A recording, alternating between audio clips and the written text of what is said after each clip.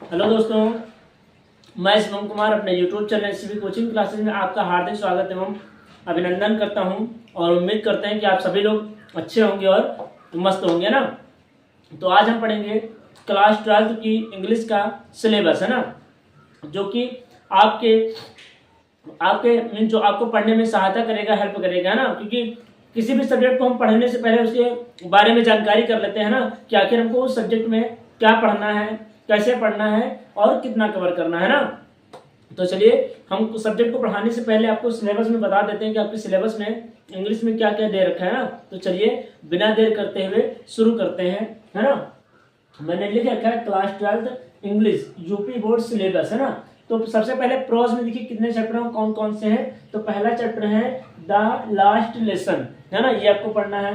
दूसरा चैप्टर है lost spring, ठीक है। फिर तीसरा चैप्टर है डीप वाटर। उसके बाद चौथा चैप्टर है द रेड ट्रैप सेलर, है ना, द रेड ट्रैप सेलर है, द रेड ट्रैप या द रेड ट्रैप सेलर, वो भी ठीक है, द रेड ट्रैप सेलर, ठीक है।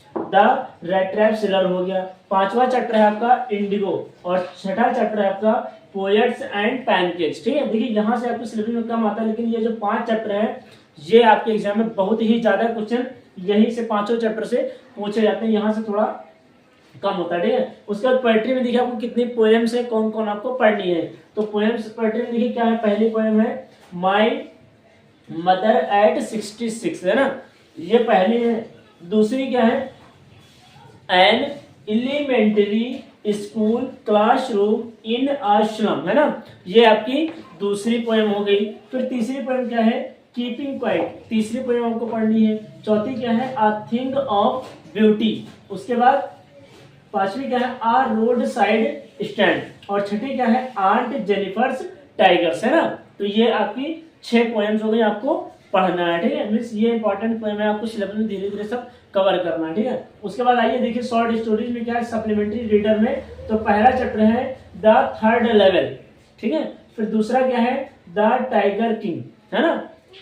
तीसरा क्या है, journey to the end of the earth, है ना, ये चैप्टर हो जाएगा। फिर देखिए चौथा क्या है, द एनिमी। और पांचवा क्या है, on the face of it, है ना। और एक और चैप्टर है शुड विजार्ड हिट मम्मी, है ना, वो भी आपका चैप्टर है शुड विजार्ड हिट मम्मी, है ना। तो ये भी आपका चैप्टर है, लेकिन वो थोड़ा कम इंपॉर्टेंट है ना, हालांकि है सिलेबस में, वो भी मैंने लिखा है ये। तो ये आपका इंग्लिश फर्स्ट का सिलेबस है, आप इसका स्क्रीनशॉट ले लीजिए।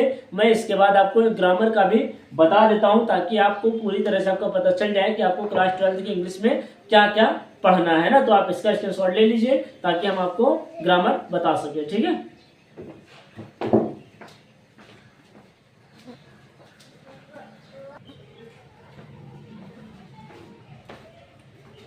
तो आइए दोस्तों, अब आपको इंग्लिश ग्रामर पढ़नी है ना। तो ग्रामर में देखिए क्या क्या है। पहला है आपका सिंथेसिस, है ना।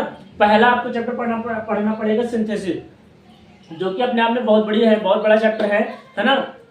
इसके काफी सारे पार्ट्स हैं, जैसे नाउन क्लॉज हो गया, है ना, मिस नाउन बता रहे हैं, जैसे सिंपल सेंटेंस हो गया, है ना। उसके बाद कॉम्प्लेक्स हो गया और तीसरा कंपाउंड हो गया। अब उसमें भी पार्ट्स हैं, तो वो हम आपको डिटेल से पढ़ाएंगे। हम आपको आज की इस वीडियो में केवल आपको सिलेबस बता रहे हैं कि आपको पढ़ना क्या क्या है, ठीक है। फिर नंबर 2 है नरेशन, जिसको दूसरी भाषा में डायरेक्ट एंड इनडायरेक्ट स्पीच बोलते हैं, ठीक है। फिर तीसरा क्या है, एक्टिव एंड पैसिव वॉइस हो गया, है ना। फिर चौथा आपको क्या है, ट्रांसफॉर्मेशन के बारे में पढ़ना है, ठीक है। फिर पांचवा आपको क्या है, कंपैरिजन ऑफ डिग्री के बारे में पढ़ना है, ठीक है। उसके बाद 6 नंबर है आपका सिंटेक्स, ठीक है।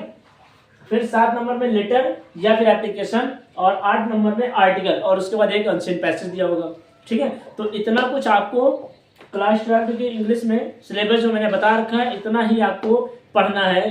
यूपी बोर्ड 2026 के लिए आपको पढ़ना है, ठीक है। और उम्मीद करते हैं कि आपको एक एक चैप्टर बहुत ही अच्छे तरीके से जो मैंने बताया है समझ में आया होगा कि कौन सा किसमें क्या पढ़ना है, ठीक है। उम्मीद करते हैं कि आपको सिलेबस समझ में आया होगा, और अगर आया है तो आप, मैंने बताया है कि प्रॉपर नोट्स बना लीजिए बहुत ही अच्छे तरीके से, बहुत ही शानदार तरीके से, जिससे आपको पढ़ने में बहुत ही ज़्यादा हेल्प मिल सके, आसानी मिल सके, ठीक है।